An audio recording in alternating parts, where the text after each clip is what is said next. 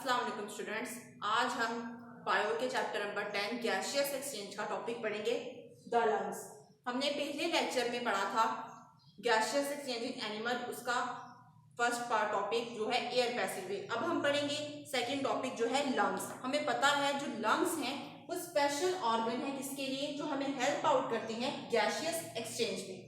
इसके अलावा हमने लंग्स के अंदर डिफरेंट पार्ट्स पढ़े थे कि इसके अंदर ब्रोंकाई होते हैं, ब्रोंक्यूल्स होते हैं, एल्वुलाई होती हैं। तो जो एल्वुलाई है ना, ये स्ट्रक्चरल एंड फंक्शनल यूनिट है लंग्स का, मतलब ये हमें हेल्प आउट करते हैं गैसियस एक्सचेंज में। लंग्स में पेयर ऑफ लंग्स, हमारी जो थोरेसिक कैविटी है ना, इसमें लंग्स के पेयर प्रेजेंट होते हैं, मतलब कि 2 लंग्स होते हैं हमारी बॉडी के अंदर। इसके अलावा जो हमारी चेस्ट वॉल है ना, ये 12 पेयर ऑफ रिब से मिलकर बनी हुई है, मतलब कि हमारी बॉडी के अंदर जो हमारी पसलियां हैं इनके 12 पेयर्स होते हैं। इसके अलावा जो रिब्स के मसल्स होंगे ना, इन्हें हम क्या कहते हैं, इंटरकोस्टल मसल्स कहते हैं। अब पेयर ऑफ लंग्स और रिब्स के मसल्स मिलके जो एक स्ट्रक्चर बनाते हैं जिसको हम थिक मस्कुलर स्ट्रक्चर कहते हैं, इसको हम कहते हैं डायाफ्राम। ठीक है, अब हमारे जो लंग्स होंगे वो डायाफ्राम के नीचे प्रेजेंट होंगे। इसके अलावा हमारे यहाँ पे मैंने डायग्राम बनाई है लंग्स की। इसमें इस डायग्राम में अब ये डायग्राम है हमारे पास लंग्स की। हमारा जो लेफ्ट साइड वाला लंग होता है ये थोड़ा सा स्मॉलर होता है और इसमें हमारे पास 2 लोब्स होती हैं, और जो राइट लंग होता है ये थोड़ा सा लार्जर होता है और इसमें हमारे पास 3 लोब्स होते हैं। जो लंग है ये स्पॉन्जी होता है और इलास्टिक होता है। इसके अलावा हमारे लंग्स के इर्द गिर्द 2 मेम्ब्रेन्स होती हैं, आउटर प्लूरल मेम्ब्रेन और इनर प्लूरल मेम्ब्रेन। ये जो मेम्ब्रेन है ये हेल्प आउट करती हैं कि जब लंग्स सांस लेने के दौरान में उसकी एक्सपेंशन और कॉन्ट्रैक्शन हो तो क्या हो सके, वो डैमेज ना हो सके। तो ये डायग्राम है, इसमें जो बाहर वाली साइड पे होगी इसको हम आउटर प्लूरल मेम्ब्रेन कहेंगे। जो रेड जो मैंने डायग्राम में रेड मार्कर से बनाई है ये इनर प्लूरल मेम्ब्रेन है, और इन दोनों मेम्ब्रेन के दरमियान हमारे पास फ्लूइड होता है। ठीक है, जो हेल्प आउट करता है हमें लुब्रिकेशन में, कि एक्सपेंशन और कॉन्ट्रैक्शन के दौरान में हमारा जो लंग है वो डैमेज ना हो सके। इसके अलावा जैसे मैंने आपको बताया था कि एल्वुलाई जो है ये स्ट्रक्चरल एंड फंक्शनल यूनिट है लंग्स का, मतलब कि इसके इर्द गिर्द जब हमने एयर पैसेज में पढ़ा था तो हमने पढ़ा था कि इसके इर्द गिर्द हमारे पास ब्लड की कैपिलरीज बाउंड होती हैं। तो जो पल्मोनरी आर्टरीज हैं इसमें डीऑक्सीजनेटेड ब्लड होता है, और ये ब्लड कहाँ से आ रहा होता है, हमारे हार्ट से लंग्स में। जब लंग्स में आएगा, लंग्स से वो क्या लेंगी, ऑक्सीजन को एब्जॉर्ब कर लेंगी, तो फिर जो पल्मोनरी वेन है ये ऑक्सीजनेटेड ब्लड को दोबारा कहाँ तक पहुंचाएंगे, हमारे हार्ट तक पहुंचाएंगे। अब हमारा नेक्स्ट टॉपिक है द मैकेनिज्म ऑफ ब्रीदिंग, के ब्रीदिंग सांस लेने का अमल किस तरह से होगा। फर्स्ट ऑफ ऑल इसकी डेफिनेशन आएगी the physical movement associated with gaseous exchange, के फिजिकली हम इसे फील भी कर सकते हैं, और इसमें किस तरह से गैसियस एक्सचेंज होगी। इसमें हमारे पास 2 फेजेस आती हैं।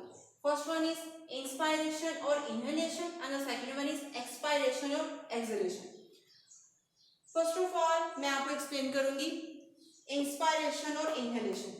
इसमें क्या होता है, जब हम सांस अंदर लेते हैं तो हमारे जो रिब्स मसल्स हैं वो कॉन्ट्रैक्ट करते हैं और अपवर्ड मूव करती हैं, जिसकी वजह से जो हमारा डायफ्राम है वो लेस डूम लाइक हो जाता है। ठीक है, इसके अलावा हमारे लंग्स के अंदर जो प्रेशर है वो कम हो जाता है, जिसकी वजह से हमारा चेस्ट का जो सरफेस एरिया है वो इंक्रीज कर जाता है। इंस्पायरेशन में जो काम हो रहा है, एक्सपायरेशन में इसके बिल्कुल रिवर्स होगा। अब एक्सपायरेशन में क्या होगा, हमारे जो रिब्स मसल्स हैं वो रिलैक्स कर जाएंगे और हमारा जो डायफ्राम है दोबारा से डूम लाइक हो जाएगा। ठीक है, अब हमारे जो लंग्स के अंदर प्रेशर है वो क्या होगा, इंक्रीज हो जाएगा, और जिसकी वजह से हमारा सरफेस एरिया क्या होगा, रिड्यूस हो जाएगा।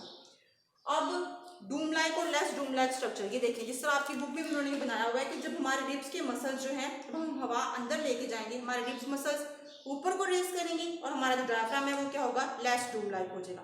जब हम अपनी हवा को बाहर एक्सपायर करेंगे या रिलीज करेंगे तो क्या होगा, हमारे रिब्स मसल्स जो हैं ये डाउनवर्ड मूव करेंगे, जिसकी वजह से हमारा जो डायफ्राम है वो दोबारा से डूम लाइक मतलब कि इस तरह का बन जाएगा। जो नॉर्मल ब्रीदिंग रेट है ह्यूमन के अंदर वो है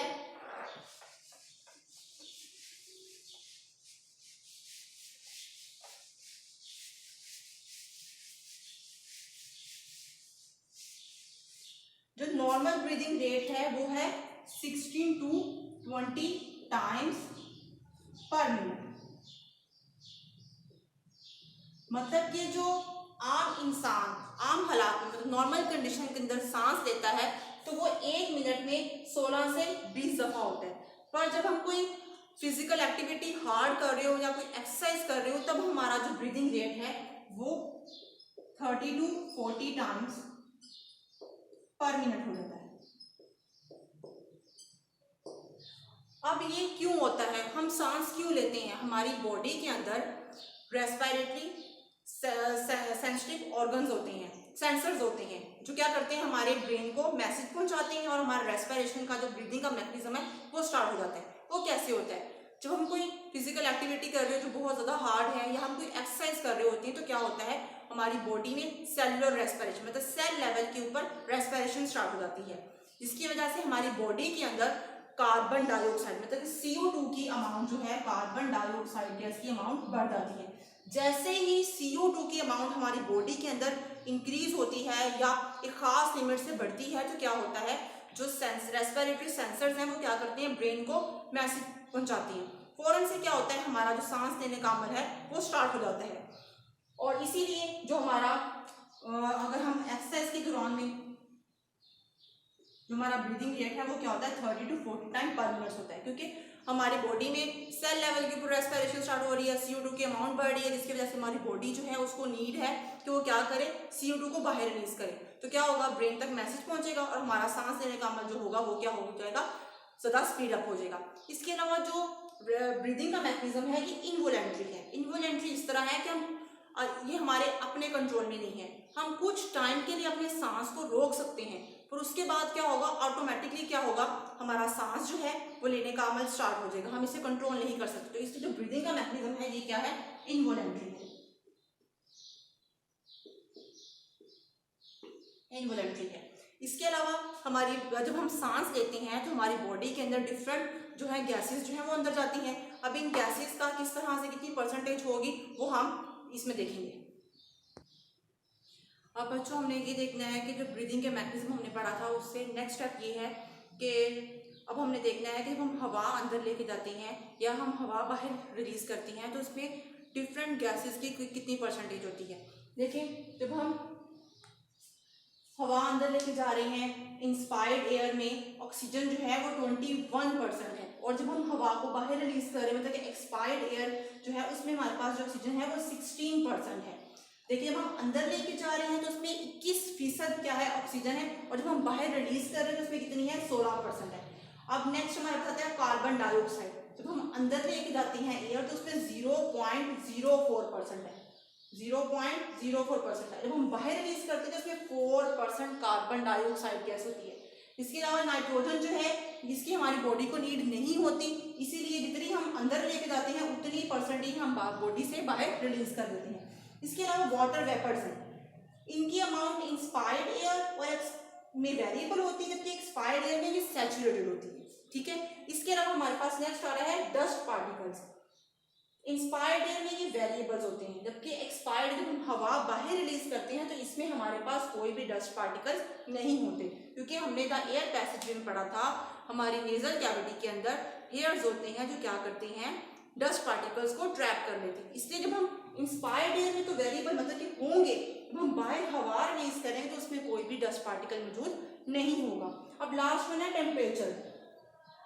इंस्पायर्ड एयर में ये वेरिएबल है, जैसे मैंने हेयर्स का फंक्शन बताया था इस तरह मैंने आपको म्यूकस का भी फंक्शन बताया था कि नेजल कैविटी के अंदर जो म्यूकस है ये क्या करता है, हम जो हवा अंदर लेके जाते हैं इसके टेम्परेचर को कन्वर्ट करता है बॉडी के टेम्परेचर के अकॉर्डिंग। इसीलिए जो इंस्पायर्ड एयर हवा अंदर लेके जाएंगे इसमें जो टेम्परेचर वेरिएबल होगा अकॉर्डिंग टू एनवायरनमेंट होगा। जब हम हवा को बाहर रिलीज करेंगे तो एक्सपायर्ड एयर में जो टेम्परेचर होगा वो इक्वल टू बॉडी टेम्परेचर होगा। अब हमारा जो नेक्स्ट टॉपिक है वो है रेस्पिरेटरी डिसऑर्डर्स। रेस्पिरेटरी डिसऑर्डर्स जो हैं बहुत सारे हैं जो लोगों को इफेक्ट करते हैं, जबकि पाकिस्तान में कुछ रेस्पिरेटरी डिसऑर्डर्स जो हैं उनकी मिकदार जो है या उनकी परसेंटेज जो है वो बहुत ज़्यादा है। इनकी परसेंटेज ज़्यादा क्यों है, क्योंकि हमारी इन्वायरमेंट जो है वो बहुत ज़्यादा क्या है, पोल्यूट है। अगर हम अर्बन और रूरल एरियाज़ का कंपैरिजन करें तो अर्बन एरियाज़ की जो इन्वायरमेंट है वो ज़्यादा पोल्यूटेड है, जिसकी वजह से रेस्पिरेटरी डिसऑर्डर्स जो हैं ये ज़्यादा अमाउंट में जो है वो हो रही हैं। अब बुक में जो हमने पढ़ने हैं रेस्पिरेटरी डिसऑर्डर्स, उसमें हमारे पास आता है ब्रोंकाइटिस, एम्फिसीमा, इसके अलावा pneumonia, asthma and lung cancer. First of all हम डिस्कस करेंगे ब्रोंकाइटिस की ब्रोंकाइटिस क्या है। ब्रोंकाइटिस नाम इसका हमें बता रहा है कि ये कहाँ पर होगा, ब्रोंकाई में और ब्रोंक्यूल्स के अंदर होगा। ये इन्फ्लेमेशन होती है किसके, कहाँ पर, इन्फ्लेमेशन का मतलब होता है सूजन, इन्फ्लेमेशन है ब्रोंकाई की और ब्रोंक्यूल्स की। नेक्स्ट वन है एक्सेसिव सिक्रीशन ऑफ म्यूकस, कि म्यूकस की जो है सिक्रीशन बहुत ज्यादा होना शुरू हो जाती है, कहाँ पर, ट्यूबुलर वॉल्स के अंदर, जिसकी वजह से क्या होगा, वहां पे स्वेल कर जाएंगी हमारी ट्यूबुलर वॉल्स, या क्या होगी, वो नैरो हो जाएगी। अब नेक्स्ट हमारा टॉपिक आता है इसी में कि काज की इनको ब्रोंकाइटिस जो है किस वजह से हो रहा है। कुछ वायरसेस जो हैं वो काज करते हैं ब्रोंकाइटिस को, कुछ बैक्टीरिया है और कुछ केमिकल इरिटेंट्स। केमिकल इरिटेंट्स में हम इसकी एग्जांपल ले सकते हैं तंबाकू, वो वाला तंबाकू जो हम यूज करते हैं हुक्के के अंदर या हम यूज करते हैं सिगरेट में, जो टोबैको है वो काज करता है ब्रोंकाइटिस को। अब नेक्स्ट हमारे पास आता है टाइप्स, इसकी दो टाइप्स हैं। First one is acute and the second one is chronic. Acute bronchitis जो है ये 2 वीक्स के अंदर अंदर जो है हम इसमें जो पेशेंट होगा वो रिकवर कर जाएगा और इसमें हमारे पास कोई भी डैमेज जो है वो परमानेंट नहीं होता। जो क्रॉनिक है इसमें क्या होता है, क्रॉनिक इन्फ्लेमेशन होती है, मतलब सीवियर किस्म की सोजिश हो जाती है और इसको ठीक होने में, रिकवर होने में 3 मंथ्स टू 2 इयर्स लगते हैं। अब इसके अलावा हमारे पास सिम्टम्स कौन कौन से हैं ब्रोंकाइटिस के, cough, wheezing, fever, chills and shortness of breath. तो सांस लेने में मसला होता है, हमें खांसी आती है, इसके अलावा कभी सर्दी लगती है और खांसी सीवियर किस्म की होती है। अब नेक्स्ट हमारे पास जो डिजीज है रेस्पिरेटरी डिसऑर्डर या रेस्पिरेटरी डिसीज जो है वो है एम्फीसीमा। एम्फीसीमा में क्या होता है कि हमारी जो एल्वियोलाई की वॉल्स हैं उसकी डिस्ट्रक्शन हो जाती है, जिसकी वजह से क्या होता है कि लार्ज सैक्स प्रोड्यूस होते हैं जबकि सरफेस एरिया कम हो जाता है। वो कैसे, अगर मैं ये कह रही हूँ कि मैंने एक नॉर्मल स्ट्रक्चर बनाया है एल्वियोलाई वॉल का, तो आप देख सकते हैं कि इसमें क्या है, हमारे पास सरफेस एरिया ज्यादा है कि एयर जो है वो इजीली मूव कर सकती है, उसके पास एरिया जो है वो ज्यादा है। अगर हमारे पास एल्वियोलाई वॉल जो है वो उसकी डिस्ट्रक्शन होती है, मतलब कि अगर मैं यहाँ से इसको रेज कर दूं तो क्या होगा, अब ये सैक जो है ये बड़ा हो गया है जबकि एयर जो है उसके लिए एरिया जो है वो बिल्कुल क्या हो गया, कम हो गया है। अब नेक्स्ट इसका आता है वो आता है कि लंग्स टिश्यू ब्रेक। अब आप देख सकते हैं मैंने दरमियान में से जो रेस किया है पोर्शन, वो टिश्यूज ही हैं जो क्या हो गए, डैमेज हो चुके हैं, जो बिल्कुल क्या हो चुके हैं, वहां से खत्म हो चुकी हैं। तो क्या होंगे, लंग्स जो टिश्यू होंगे वो ब्रेक हो जाएंगे, जिसकी वजह से क्या होगा कि हमारा जो लंग है वो दोबारा ओरिजिनल शेप में वापस नहीं आएगा, क्योंकि उसके अंदर वाले जितने भी टिश्यूज थे वो क्या हो चुके हैं, डैमेज हो चुके हैं। ठीक है, मैं एक दफा फिर रिपीट कर रही हूँ कि एल्वियोलाई वॉल जो है उसकी डिस्ट्रक्शन होगी कि वो डैमेज हो जाएगी, जिसकी वजह से लार्ज सैक प्रोड्यूस होंगे जबकि हवा के लिए जो एरिया है वो क्या हो जाएगा, कम हो जाएगा। लंग्स के टिश्यू जो है वो डैमेज या ब्रेक हो जाएंगे, लंग्स जो है वो वापस अपनी ओरिजिनल शेप में वापस नहीं आ सकेंगे। अब आते हैं इसके सिम्टम्स कि किस तरह पता चलेगा कि एम्फीसीमा है। शॉर्टनेस ऑफ ब्रीथ होती है कि सांस लेने में मसला होता है, फटीग दर्द होती है, रेस्पिरेटरी इन्फेक्शन, हमारे सांस लेने की नाली में इन्फेक्शन हो जाएगा, हमारा वेट लॉस होगा। ये तो हुए इसके सिम्टम्स। जो मोस्टली सिम्टम्स इसके अपेयर होते हैं वो तब होते हैं जब 50 to 70% जो है ना हमारे लंग्स के टिश्यू जो है वो डैमेज हो चुके होते हैं, मतलब कि मोस्टली जो है ना हमारे टिश्यूज जो हैं वो डैमेज हो चुके हो, फिर इसके सिम्टम्स अपेयर होते हैं। इसका एक और भी सिम्टम ये है कि जो ऑक्सीजन का लेवल है ना हमारे ब्लड के अंदर वो बहुत कम हो जाता है, जिसकी वजह से क्या होता है, जब ऑक्सीजन का लेवल हमारे ब्लड के अंदर कम होगा तो क्या होगा, हमें सांस लेने में मसला होगा। तो जब मैं फिर इसको थोड़ा सा रिपीट कर रही हूँ कि डिस्ट्रक्शन ऑफ एल्वियोलाई वॉल के एल्वियोलाई वॉल खत्म हो जाएगी, जिसकी वजह से क्या होगा, सैक जो है वो बड़ा हो जाएगा जबकि उसमें सरफेस एरिया कम हो जाएगा, हमारे टिश्यूज जो है लंग्स के वो डैमेज हो जाएंगे और हमारे टिश्यूज जो है वापस अपने ओरिजिनल शेप में। अब हमारा जो थर्ड रेस्पिरेटरी डिसऑर्डर है वो है निमोनिया। निमोनिया जो है बेसिकली इसको हम कहते हैं इन्फेक्शन ऑफ लंग्स, के लंग्स का ये इन्फेक्शन होता है। डबल निमोनिया, अगर हमारे दोनों लंग्स डैमेज हो जाए, ठीक है, तो इसको हम क्या कहते हैं, डबल निमोनिया कहते हैं। अब इसमें क्या होता है कि हमारे जो लंग्स हैं वो पस के साथ कंप्लीटली फिल्ड हो जाते हैं। अब निमोनिया को काज कौन करता है, बहुत से वायरसेस हैं, कुछ फंगस हैं जो इसको काज करते हैं। जो मेन काज है, जो बैक्टीरिया काज करता है निमोनिया का, वो है स्ट्रेप्टोकोकस निमोनियाई। ठीक है, ये साइंटिफिक नेम है, इसको आपने अंडरलाइन करना है, नहीं तो आपने इसको इटैलिक्स में लिखना है। जो बैक्टीरिया काज करता है निमोनिया वो है स्ट्रेप्टोकोकस निमोनियाई, और कुछ वायरसेस और कुछ फंगस जो है वो भी क्या करते हैं, निमोनिया को काज करते हैं। अब इसके अलावा हमारे पास क्या होता है सिम्टम्स, कि इसके सिम्टम्स कौन कौन से हैं।